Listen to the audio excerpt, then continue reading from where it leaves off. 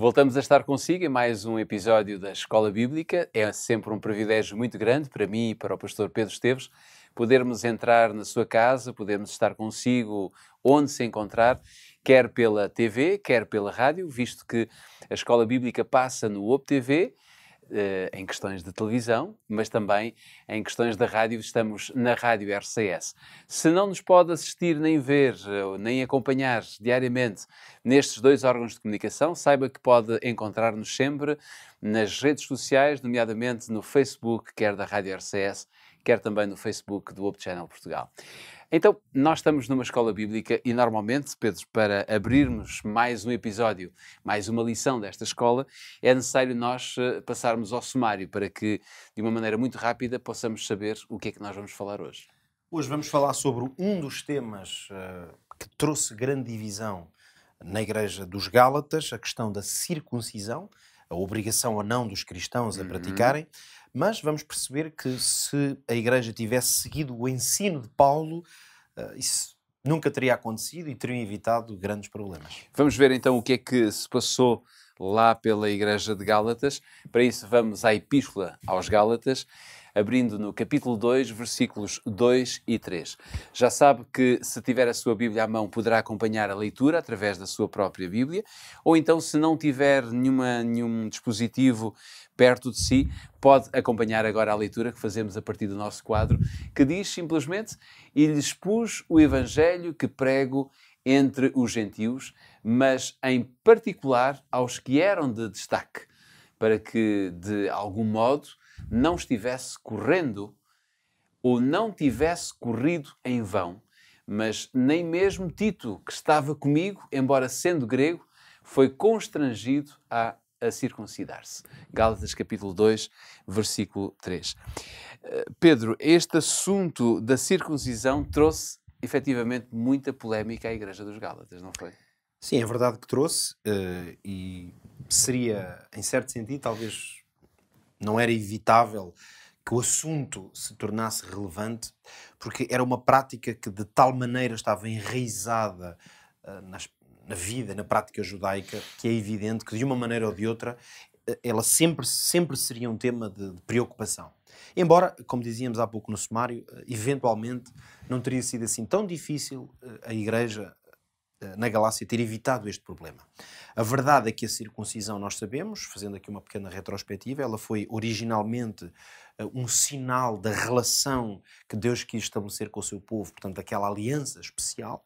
E, portanto, os filhos de Abraão, no fundo, foram chamados a manter esta prática, que depois se prolongou, claro, durante séculos e séculos, e se tornou, digamos, parte da identidade mesmo do povo hebraico, do povo judeu. Naturalmente que há aqui uma dimensão física do ato, mas claro, nós sabemos que a aliança, esse tema, um dos temas-chave, se não mesmo o tema central que percorre o Antigo Testamento, a verdade é que as várias alianças, aliás, em diferentes momentos que Deus estabeleceu, as alianças, elas tinham sempre alguma coisa como que um sinal visível, uma marca que deixava uma percepção concreta e real desse propósito de estar em sintonia ou em harmonia com Deus, viver nesse pacto com Ele. E a circuncisão cumpriu esse papel.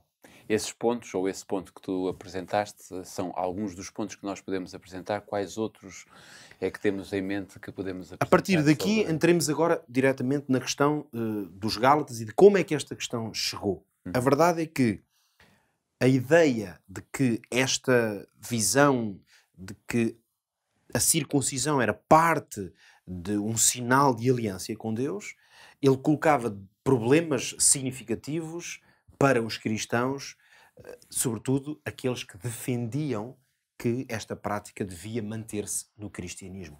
E este foi realmente o ponto com o qual teve que lidar o apóstolo Paulo. Em primeiro lugar, a verdade é que entre os judeus a circuncisão tornou-se como uma espécie, se quisermos, de identidade nacional. Ou seja, já não estávamos só a falar de uma compreensão quase que espiritual, como se aquele gesto e aquele rito fosse de facto uma maneira de cada criança, desde a mais tenra idade, entrar nesse pacto com Deus. Tornou-se muito mais uma marca da identidade nacional. Podíamos dizer que talvez que se parecesse um pouco como o batismo. Hoje o batismo funciona quase como que a marca de entrada para um determinado projeto, não é? Sem dúvida. Embora Não tinha nada a ver com o batismo, não a é? verdade, a comparação ela é adequada, sobretudo quando falamos, por exemplo, do batismo de crianças. Que na prática, a criança, quando é batizada, ela não tem nenhuma dimensão de responsabilidade e de relacionamento com Deus. Portanto, isso faz parte, se quisermos, de um ritual de vida das famílias. A verdade é que nós sabemos que o batismo, usando ainda a ilustração, é por esse sentido, por isso é que o batismo bíblico, precisamente, aquele que Jesus viveu e que os apóstolos pregaram, ele implica uma decisão pessoal. Essa decisão pessoal retira a ideia de ser um mero ritual que se pratica sem nenhuma ligação à verdadeira razão pela qual ele é feito.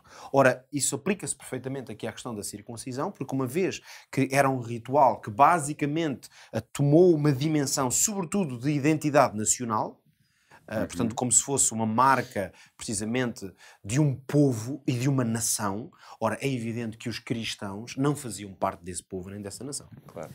Sobretudo aqueles que vinham, obviamente, do universo não-judeu, os chamados gentios. Portanto, ao fazerem essa prática na idade adulta, como se tivesse que ser um ritual, é como se, no fundo, o batismo cristão estivesse a tentar ser substituído por um outro ritual de iniciação, de prática de adesão pessoal.